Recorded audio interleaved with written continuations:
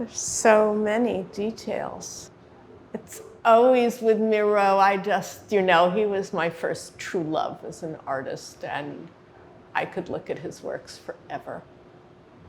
I'm Anne Umland. I'm the Blanchette Hooker Rockefeller Senior Curator in the Department of Painting and Sculpture.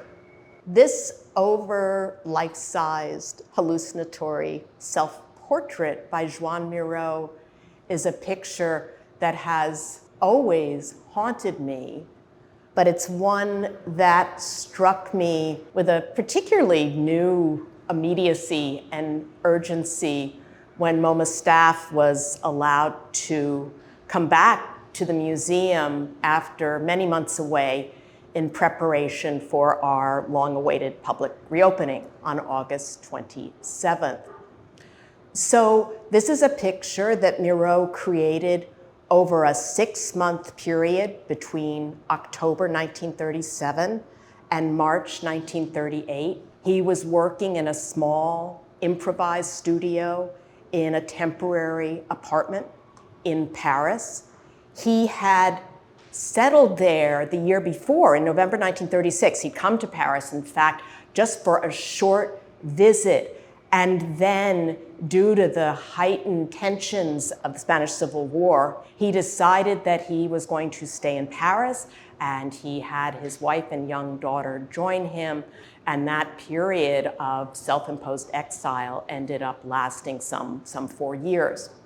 And we know that Miro, when he began this work on canvas, it is a work on canvas, he had intended to make an oil painting, but at some point he decided that it was better to leave it as is and to allow these translucent washes and the very powdery materiality of the surface and this exquisite, there's not a better word, but exquisite constellatory tracery of pencil lines that described suns and moons and stars and flames, to leave all that visible because it better expressed his sense of self or his state of mind at the time.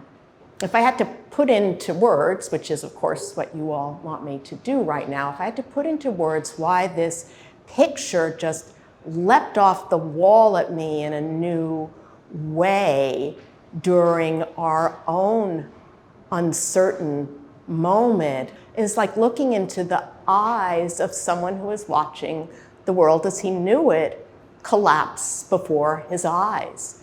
And that his decision to render himself virtually transparent so powerfully expresses this sense of a dissolve, right? Of the boundaries between self and other, or between an individual in the world and circumstances surrounding him, her, us, that are beyond our control.